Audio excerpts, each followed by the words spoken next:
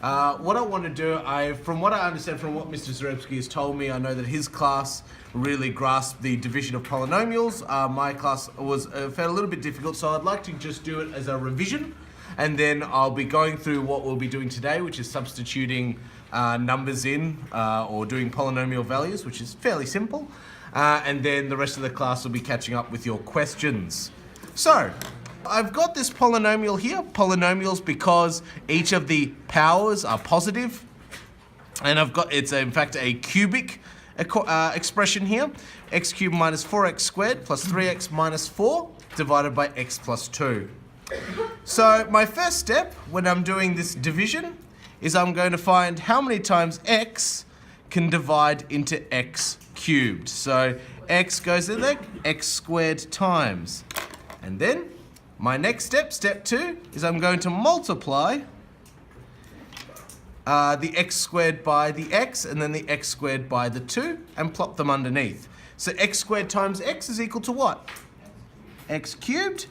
X squared times by positive 2, positive 2x squared. And then we'll be needing to subtract. So step 3, we're going to subtract.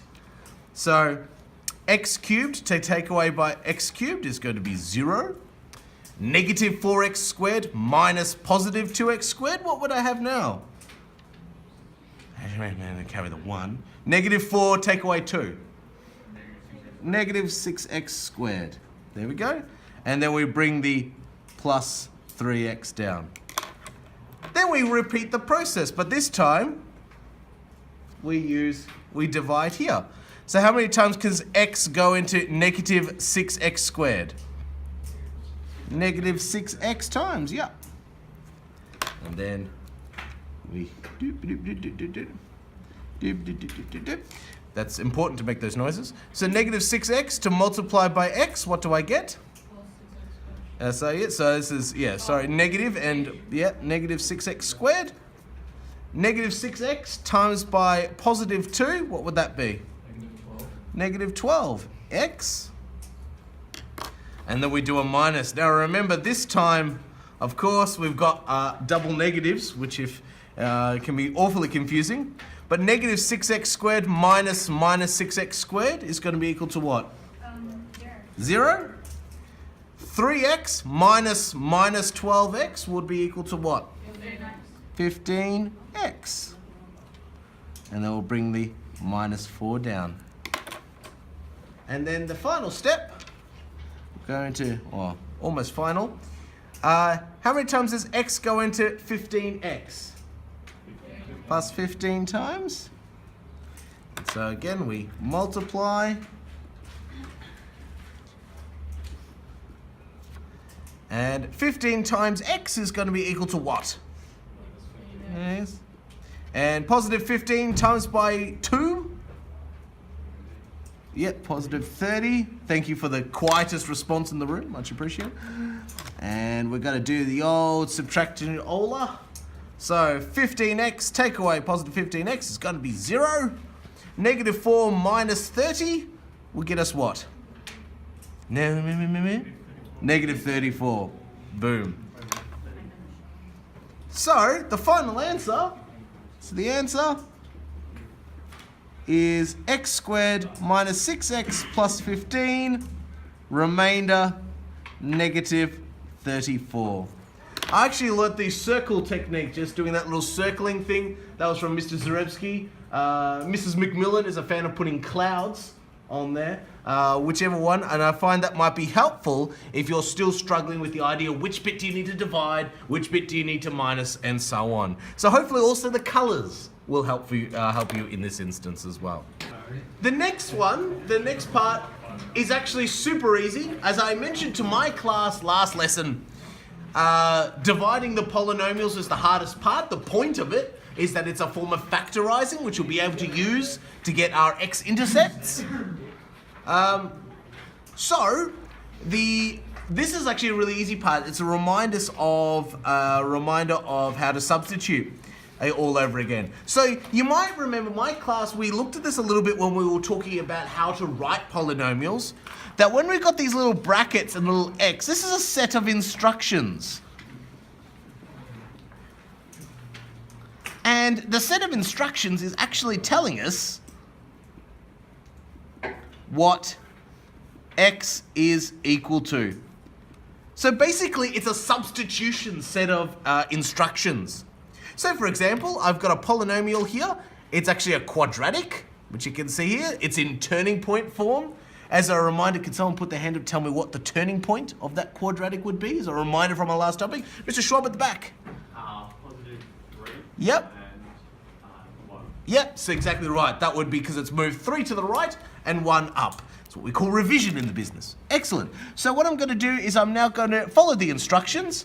It's now saying to replace every time I see the letter x with the number 2. So all I've done is replaced the x with a 2. I'm just going to put a little bracket so I remembered that I'm replacing that 2 with what was inside the bracket. So 2 take away 3 is equal to what? Well, -1. And so 1 squared would be equal to what? +1, yeah. So that's going to be 2 times 1 plus 1. Hopefully we'll remember our BODMAS, 2 times 1 being +1. There's our final answer. Give yourself a tick because we like self-esteem. Now for the next one, -2. So again, I'm just replacing every time I see x with a -2.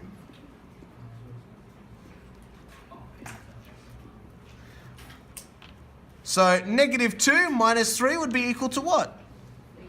-5. -5 squared is going to be equal to what? 25.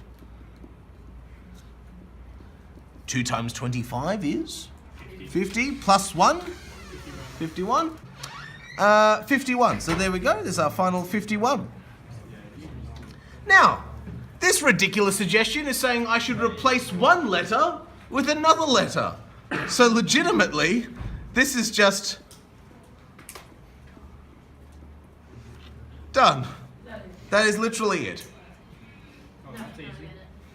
So, so it is literally just replacing one letter with another letter there. Please tell me that's going to be in the exam. Ha! Please tell me that's all of the questions. Yeah. And so, the next one here.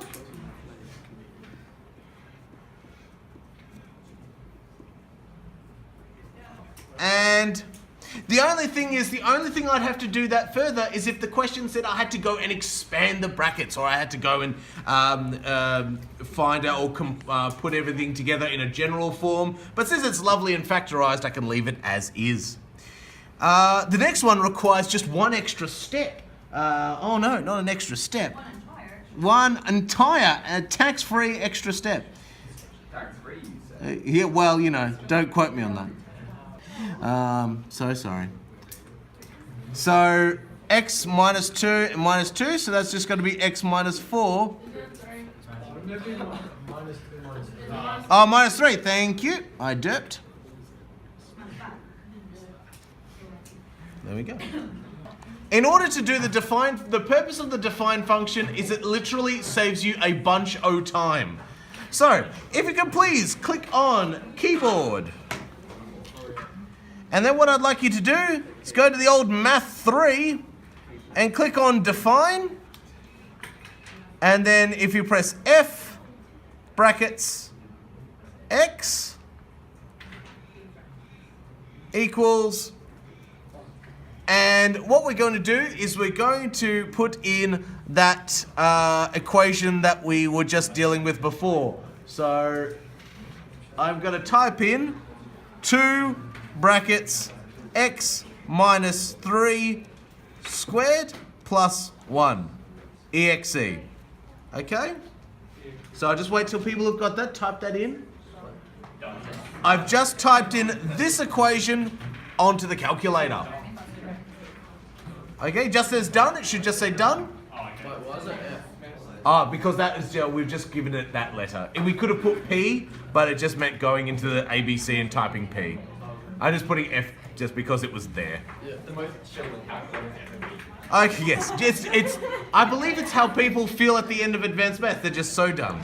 Now, The joy now is that because that has been stored in the calculator's memory, rather than having to painstakingly replace numbers, I can actually now just go f brackets 2 and it comes up with the answer for me, rather than replacing x with numbers all the time. F brackets negative 2, that's fine.